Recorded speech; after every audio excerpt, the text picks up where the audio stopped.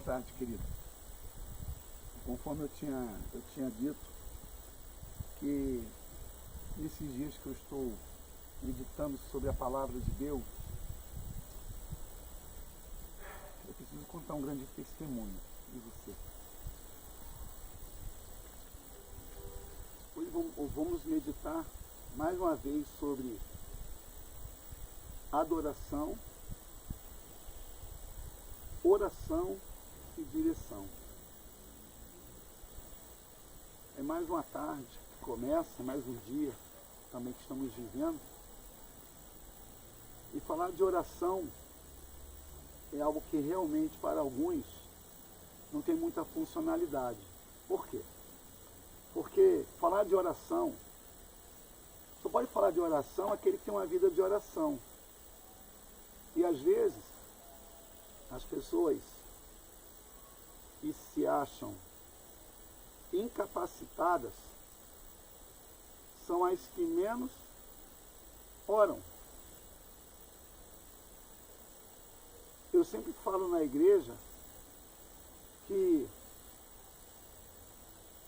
quando você chega no templo e começa a orar, a gente podemos fazer uma avaliação dessa pessoa que ora através do seu semblante quando chega no templo. Pedro e João, Atos capítulo 3, fala que Pedro e João, às 3:30 da tarde, eles iam para o templo orar. Bem, 3:30 já é de tarde. Já é depois do almoço, já é depois do café. Bem, Pedro e João iam orar por quê? Eles iam orar, só que eles já estavam preparados na oração, porque a oração prepara justamente você para tomar decisões, para ter visões e para ter direções.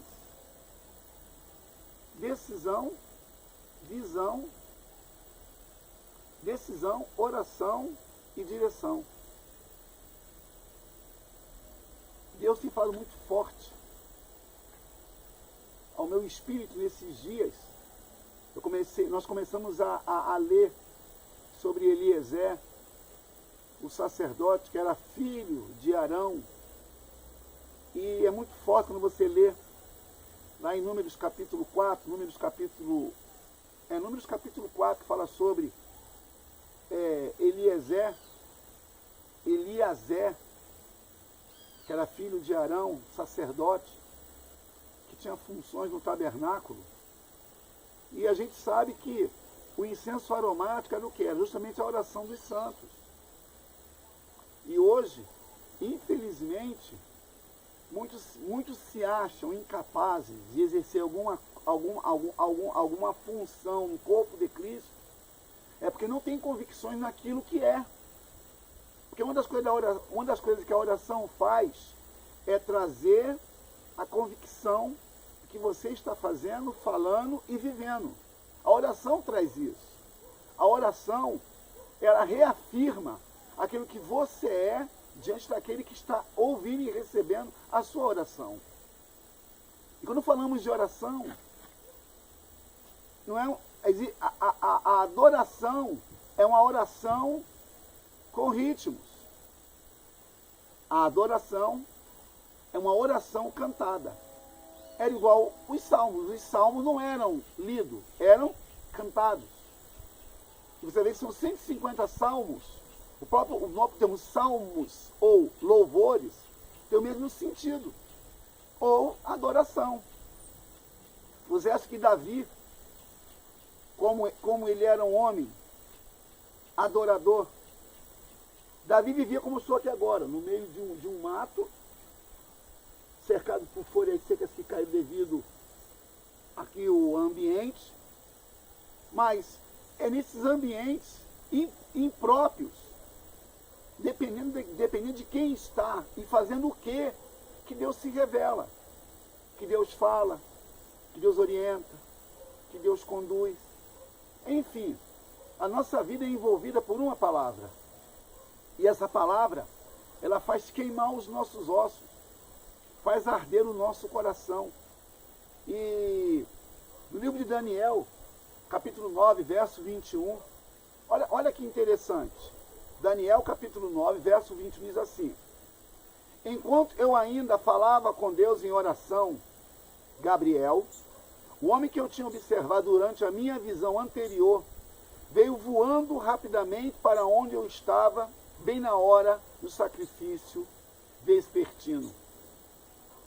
Matutino é o amanhecer e vespertino é o entardecer ou o anoitecer. Aí você vai ver, nós podemos ler aqui vários textos sobre homens que oravam e o que aconteciam com eles nessas orações. Estou nessa tarde orando também, junto com você, de uma forma escrita, ou falada, ou expressa. Esdras capítulo 9, verso 4, de novo, olha que coisa linda. Esdras capítulo 9, verso 4 diz assim, verso 4. Então se ajuntaram ao meu redor todos os que amavam e temiam a palavra de Deus, do Deus de Israel, por causa do erro abominável cometido por grande parte dos exilados que haviam retornado. Contudo, permaneci sentado, horrorizado e atônito, até chegar a hora do sacrifício ao pôr do sol. Isso é maravilhoso. Quando você ora, você tem uma vida dedicada àquele que recebe a sua adoração. A oração é a tua respiração. Se você dorme, respira. Até falei para uma pessoa uma vez que não existe jejum quando eu estou acordado. Porque a tradição religiosa diz que quando você dorme, o jejum não é forte. Isso é lorota, isso é papo furado. Não existe oração forte, oração fraca. Quando você dorme, você não está morto. Então, quando você está jejuando, dormindo, os seus órgãos estão funcionando. Você apenas está repousando a sua estrutura carnal ou a sua estrutura física. Mas os seus órgãos funcionam normal. Tanto é que quando você dorme, até as batidas cardíacas do seu coração, elas ficam mais lentas. Por quê? Isso é cientificamente comprovado. Aí, quando você começa a orar, você não titubia naquilo que você deseja. Nem tampouco você muda de pedido, ou você muda de decisão, porque você tem convicção de que a sua oração está sendo respondida. Citei aqui dois textos, Daniel capítulo 9, verso 21, e Esdras 9, e Esdras 9,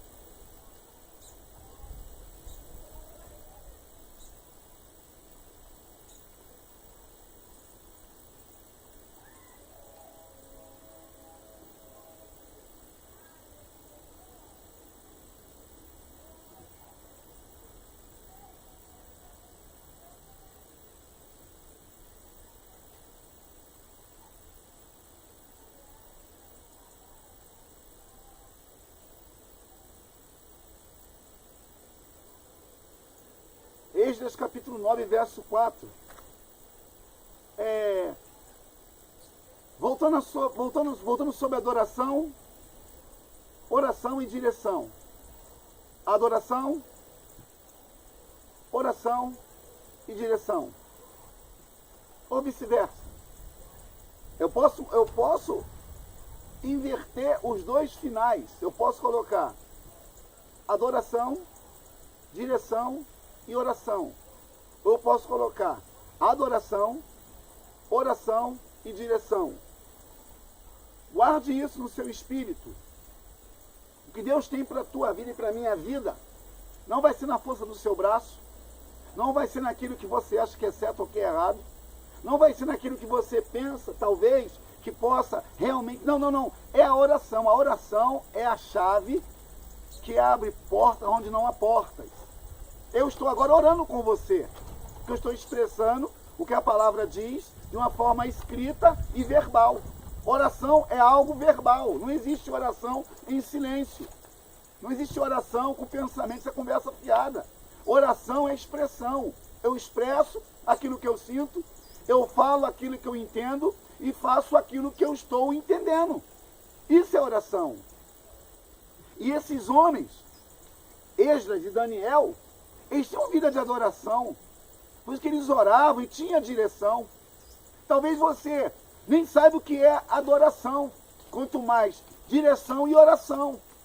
Talvez você pense que adorar é cantarolar, ou é conhecer a melodia do hino. Não, irmão, não é isso não. Adoração é muito mais do que isso que você imagina. Ou você pensa que quando Eleazar, ele tinha essa função de preparar o incenso aromático, você acha que era uma função comum? Não. Quem tinha essa função era quem tinha direção, a oração e a adoração. E Arão era sacerdote.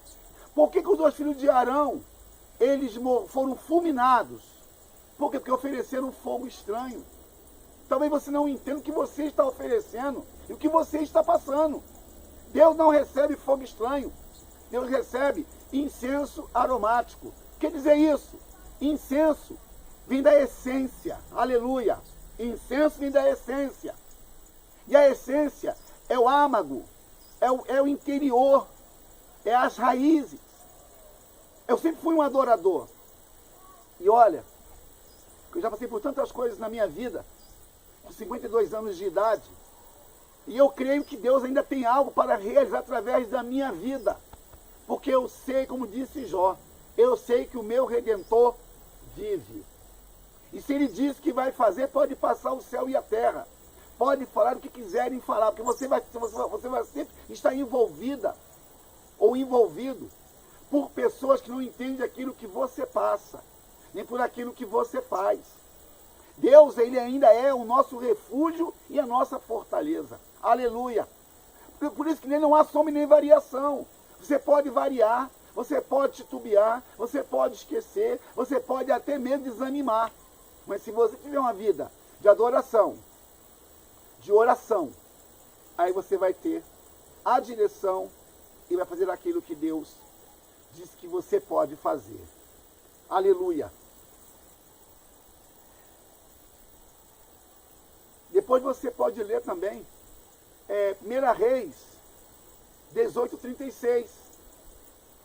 Diz assim, eu vou ler para você. Com a chegada do pôr do sol, quando se apresenta a oferenda, Elias o profeta aproximou-se e exclamou: ó Yahvé, Deus de Abraão, de Isaque e de Israel, saiba-se hoje que tu és Deus em Israel, que sou teu servo em Israel, que sou teu servo, e que foi por ordem expressa da tua parte que realizei todos estes atos de fé mediante a tua palavra. Isso é maravilhoso, querido. Por isso que a adoração, ela gera oração e te dá a direção. Não sei o que você pensa nesses dias que está findando o mês de agosto. Não sei o que você tem planejado, mas se você planeja algo em oração, planejou, orou, descansa, adore. O grande problema nosso, nós não sabemos esperar o tempo de se cumprir aquilo que Deus disse que vai fazer. O nosso problema é pensar que Deus está no nosso limite. Não, irmão, Deus está fora daquilo que a gente pensa que é certo e que é errado, porque Deus, ele sabe o que é certo, o que é errado, sabe como fazer a obra completa e perfeita. Romanos capítulo 12, 2 fala que a vontade de Deus é boa, perfeita e agradável. E confundimos muito essas vontades com as nossas vontades. Confundimos muito esse querer com o querer de Deus. Eu vou ler outro texto para você. Olha que coisa maravilhosa. Êxodo 29, 39 ao 42. Somente um versículo. Oferecerás um de manhã e o outro ao entardecer. Daniel orava 3 vezes ao dia. Daniel tinha uma vida no altar. Aleluia. Eu quero ser de Deus e você. Eu quero andar com Deus e você. Eu quero entender a vontade de Deus. Olha que vento gostoso.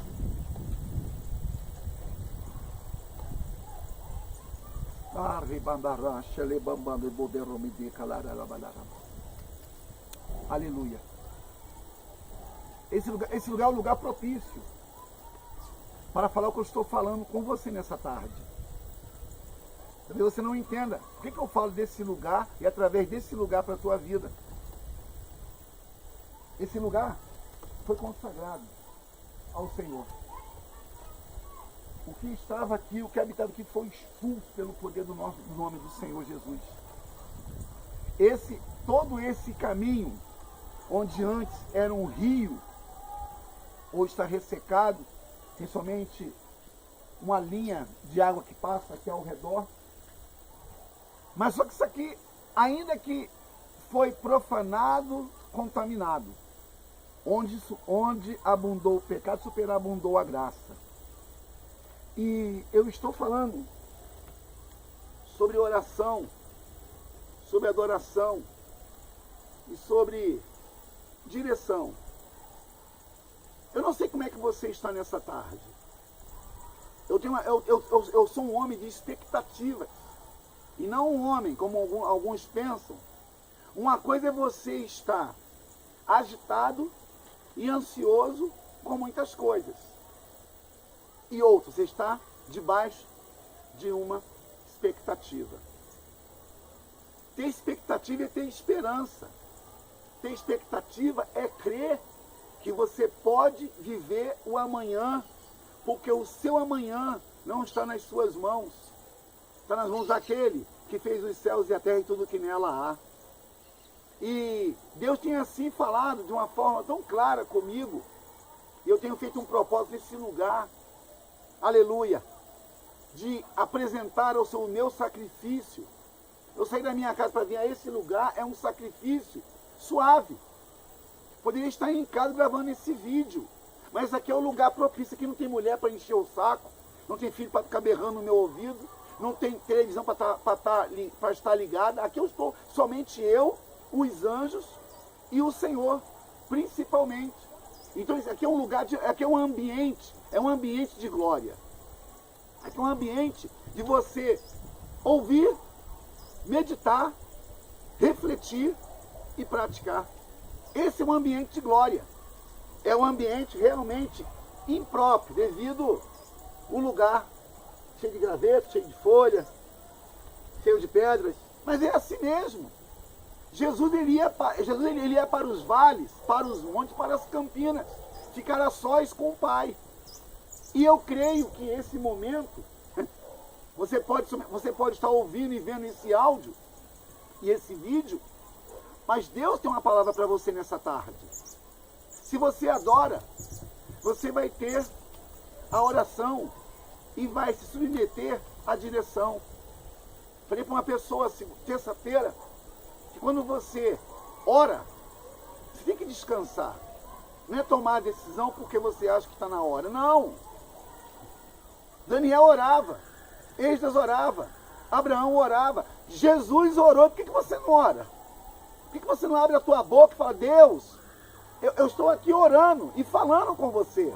Porque na medida que eu falo com você, Deus fala comigo. E se Ele fala comigo, tem que descansar e não me agitar ou querer fazer aquilo como fez Saul, que não era para fazer.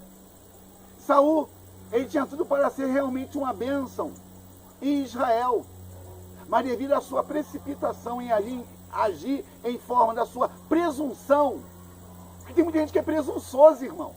Tem gente que pensa que pode, que tem, que é. Não é, não pode e nem tem. Por isso que entra pelo cano, por isso que se lasca. Por quê? Porque não consegue entender. Irmãos, é uma loucura. Servir a Deus é servir. Servir é você estar disposto a oferecer. E quem quer oferecer tem que estar disposto a receber um sim ou não daquilo que oferece. Ou não ter um retorno, ou ter retorno. Por isso que adoração e oração geram uma direção e te eleva a patamares altos e a lugares tranquilos. Aleluia! Vale a pena servir a Deus. Vale a pena andar na presença de Deus.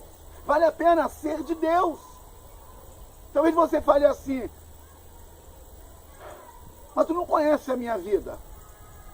Ainda bem que eu não conheço a sua vida. Ainda bem que eu não conheço a sua vida. Eu tenho que orar pela sua vida e não saber da sua vida.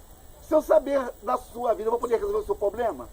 Se o seu problema é espiritual e não carnal? Porque quando o problema é carnal, começou no espírito. Nada em nossa vida começa na carne, começa no espírito, começa na alma. E hoje tem muita gente almática no templo, muita gente dodói, ferida, machucadinha, cheia de frescura. Deus não é carne. E ainda bem que ele não é gente. Se ele fosse gente, ai de nós, irmãos, onde estaríamos nessa hora? Hoje, por exemplo, você falou com Deus? Ah, eu já orei. Mas orou como? Você esperou Deus te responder? Você falou com Deus hoje e deixou Deus falar pelo menos você, espera um pouquinho. Não, você já orou e saiu desembestado para poder talvez resolver ou ter que trabalhar. Não, irmão. Aleluia. É bom quando você entende o que você fala e o que você está ouvindo. É bom quando você entende que você não está sozinho, entrega a própria sorte. Que há um Deus que rege a tua vida. Que há um Deus que conhece o teu coração e a tua estrutura e as tuas frescuras. Tem muita gente que é fresco, irmão. Muita gente que no mundo é uma coisa, chega no reino, quer permanecer a mesma coisa. Está errado. Aquele que está em Cristo é nova criatura. As coisas velhas se passaram, eis que tudo se fez novo. Se eu não me empenhar, se eu não buscar, se eu não perseverar, se eu não resistir, como é que eu vou obter alguma coisa, querido?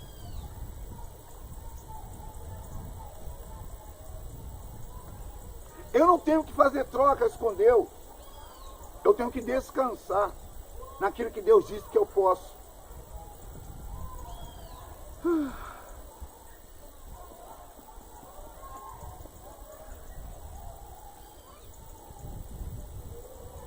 Olha que coisa maravilhosa. Apocalipse capítulo 8, 3 e 4. Diz assim: aproximou-se um outro anjo e se colocou em pé junto ao altar. Portanto, um incensário de ouro. A ele foi entregue grande quantidade de incenso para oferecer com as orações de todos os santos sobre o altar de ouro diante do trono. É maravilhoso saber que há um Deus que está se importando comigo, que sou um Zé Ruela, com você que é um Zé Mané, com você que se acha incapaz, sem condição de ser, de ter ou de fazer. Esse Deus é um Deus amoroso, é um Deus que nunca perdeu uma batalha. E não vai ser agora, crente, que você vai esmorecer, que você vai desfalecer, que você vai se desfazer e vai morrer. Eu tenho que entender que a minha vida está nas mãos dele. Nas mãos dele, ele sabe como fazer. E se não fizer, continuará sendo Deus. Aleluia. É uma tarde no qual nós estamos aqui meditando, refletindo e crendo que Deus está trabalhando. É um momento maravilhoso de saber